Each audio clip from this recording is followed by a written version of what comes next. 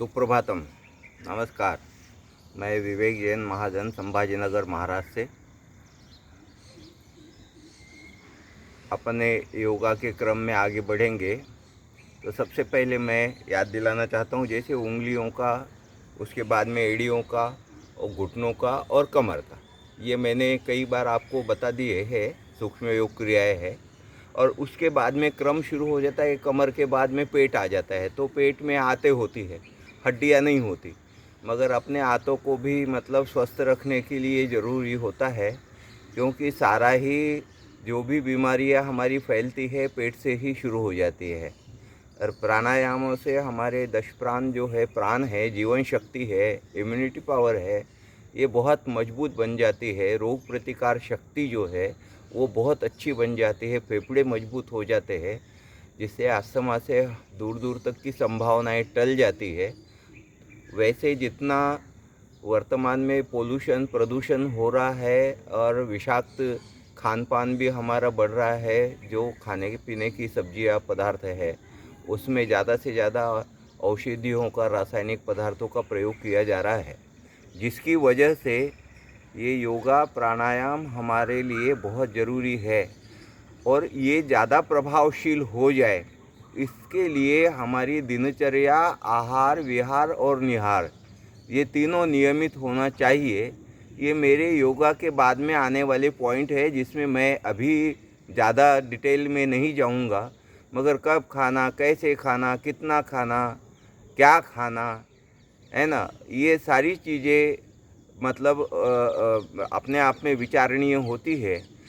योगा के साथ साथ में, प्राणायाम के साथ साथ में हम इन चीज़ों को भी नियमित कर ले तो योगा से मिलने वाला लाभ हमको दुगना हो सकता है, ये फ़ायदा दुगना हो जाएगा। तो ये बाद में, मैं पहले अभी इसमें ज़्यादा गहराई में नहीं जाना चाहता हूँ, क्योंकि अपना मूल जो योगा का कार्यक्रम है वो पीछे पड़ जाएगा, वो उससे ध्यान हमारा हट जाएगा। तो सबसे पहले पेट की बात कर रहा हूँ। तो सारी बीमारियाँ जो है पेट से शुरू हो जाती है। हमारा पेट और हाजमा सही होगा तो सब कुछ स्वस्थ होगा। तो इसलिए पेट के लिए, फेफड़े के लिए जो प्राणायाम हम कर रहे हैं वो बहुत ज़्यादा महत्वपूर्ण है। तो शुरुआत मैं यहाँ से ही कर रहा हूँ, पीछे वाले सूक्ष्म योग क्रिया नहीं करता हूँ। जैसे सबसे पहला मैंने बताया था कि अनुलोम विलोम, ये पूरक, कुंभक और रेचक जो है उसका क्रम हम बनाए रखें धीरे धीरे। उसके बाद में उसको फास्ट बनाएं और उसके बाद में बृहस्पति प्राणायाम रहेगा हमारा। देखिए, चलिए, सबसे पहले पूरक, कुंभक और रेचक का क्रम बनाएं। यहाँ से हमारा प्राणायाम प्रारंभ हो रहा है। चलिए,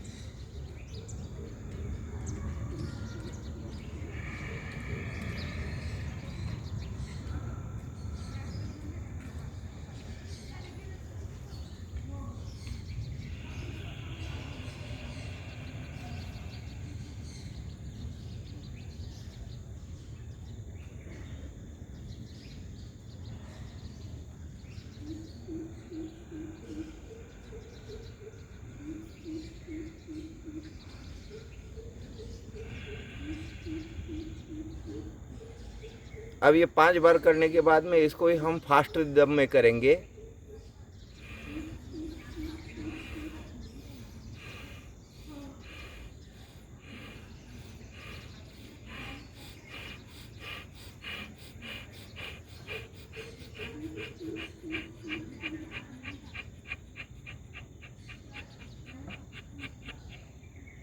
ये होने के बाद में हम बृहस्पति प्राणायाम, मतलब भाते जैसा, जिसको मैंने दूसरा बैलून का उदाहरण दिया है आपको, सांस पूरी एक साथ से 5-5 बार नहीं करूँगा, आपको 5-5 बार दोहराना है, खाली आपको याद दिला रहा हूँ।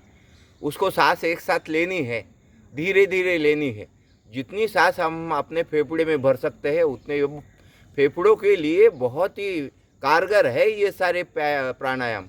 और जितने फेफड़ों में हमारे श्वासोच्छ्वास के माध्यम से ऑक्सीजन घुल जाएगी, उतना ही हमारे ब्लड में हेमोग्लोबिन की मात्रा बढ़ जाएगी, वाइट सेल भी बढ़ जाएंगे, जो सैनिक सेल कहते हैं, जिसको मिलिट्री सेल कहते हैं, हमारी सुरक्षा कवच है वो भी बढ़ जाएंगे, और हमारा इम्यूनिटी पावर, जो रोग प्रतिरोधक शक्ति है, वो भी बढ़ जाएगी।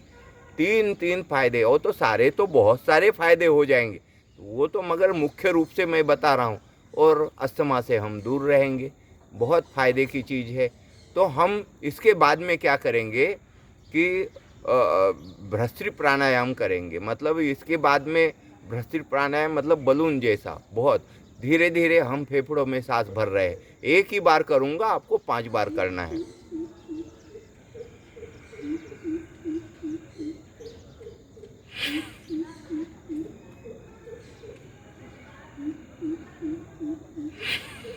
एक साथ हवा निकालनी बाहर लेना तो धीरे धीरे, और एक साथ छोड़नी है बाहर। जैसे हमने फुलाया गुब्बारे को तो धीरे धीरे फुलाना पड़ता है, और जैसे ही उसका मुंह खोल दिया तो एक साथ बाहर निकल जाता है। ये भ्रष्टि प्राणायाम।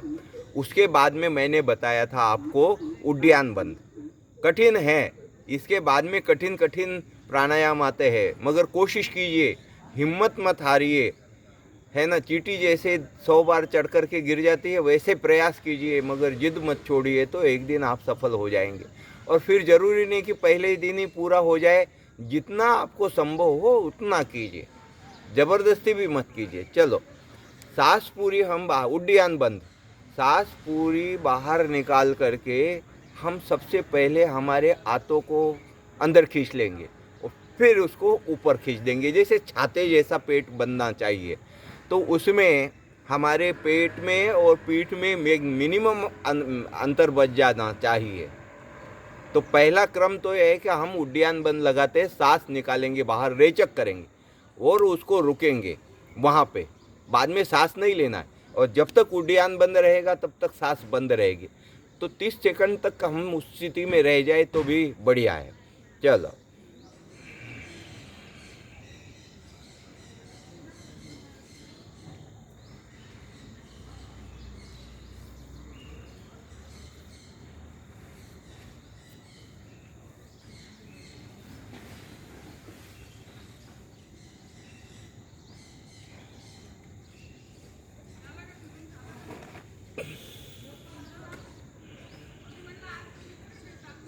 ये हो गया उड्डयन बंद। इसके बाद के जो एक्सरसाइज है, मैंने प्राणायाम है वो बताया था अग्निसार। जैसे जहाँ कोई आग जल रही हो और उसमें कोई भी कूड़ा कचरा, बड़ा लकड़ कुछ भी गिर जाए तो वो जल करके भस्म हो जाता है, वैसे अग्निसार क्रिया जो है हमारे जठराग्नि को प्रदीप्त बनाए रखती है। और जठराग्नि प्रदीप्त रहेगी तो हमारे पेट में कुछ भी जाएगा तो पच करके निकल जाएगा। लोहा भी, लोहे के चने भी खाएंगे, चबाएंगे तो वो भी पच जाएंगे। इसका मतलब नहीं है कि हम यद्वा तद्वा कुछ भी खाए पिए, उसका तो संयम रखना है। मगर मैं बता रहा हूँ, हमारे सुपाच्य मतलब पाचन शैली सुदृढ़ बनी रहे, इसके लिए बहुत ही बढ़िया। और जब हमारी जठराग्नि बहुत, मतलब एक ध्यान रखना है कि जब तक आपको भूख नहीं लगे तब तक कुछ भी नहीं खाना चाहिए। कुछ लोगों का है कि इधर उधर से आते हैं थोड़ा कुछ खाते हैं, इधर उधर से आते हैं कुछ थोड़ा बहुत खाते हैं। ऐसे आप मतलब पोस्ट ऑफ लेटर बॉक्स मत बनाइए अपने आप को, जैसे कुछ भी डालते जाओ, कुछ भी डालते जाओ, सब कूड़ा करकट हो जाएगा। जब आग अच्छी तरह से पेट में जल जाए, जठराग्नि प्रदीप्त हो जाए, जब ही भोजन देना है। तो इसको अग्निसार मतलब आग को बढ़ाना। जैसे हवा करते हैं ना, चूल्हा जलाते थे पहले, तो अब तो आजकल गैस आ गए, मगर चूल्हा जलाते हैं तो पुराने लोग उसको किसी गत्ते से इससे मतलब हवा करते थे तो आग जलाते थे। तो ये पेट में जठराग्नि को जलाने का अग्निसार है। देखिए, एक बार करूँगा। इसमें सबसे पहले उड्डयन बंद लगाना है, सांस रोकी रखनी है, रेचक मतलब उसमें कुंभक में रहना है, और फिर बाद में हम उसको उसमें करेंगे। इसको ध्यान से देख लीजिए। पहले मैं सांस बाहर निकाल लूँगा पूरी, फिर उड्डयन बंद लगाऊंगा, और फिर अग्निसार करूँगा जब तक 30 सेकंड तक, मतलब जब तक मेरी सांस रुकी रहती है तब तक, उसके ज़्यादा नहीं करने की ज़रूरत।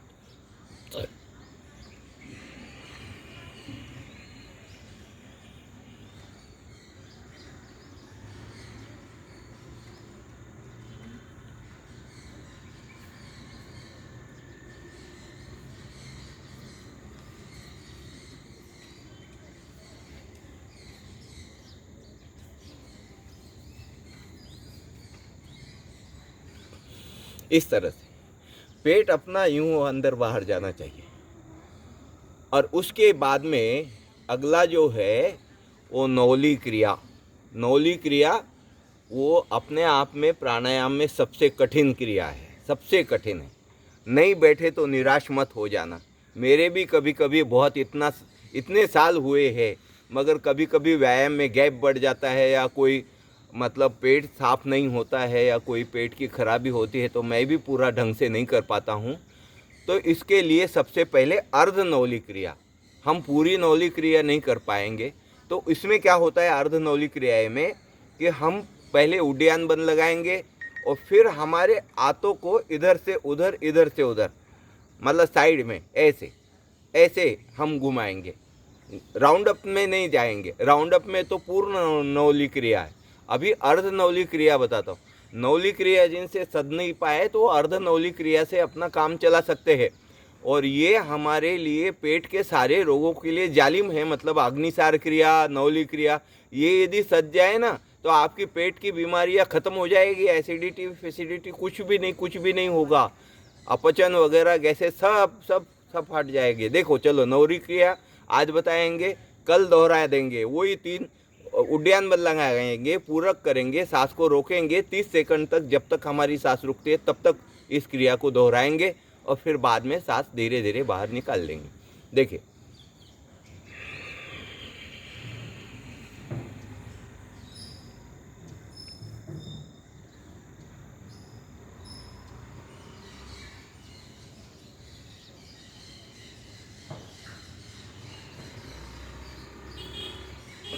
इस तरह से हमारे हाथों को इधर से उधर।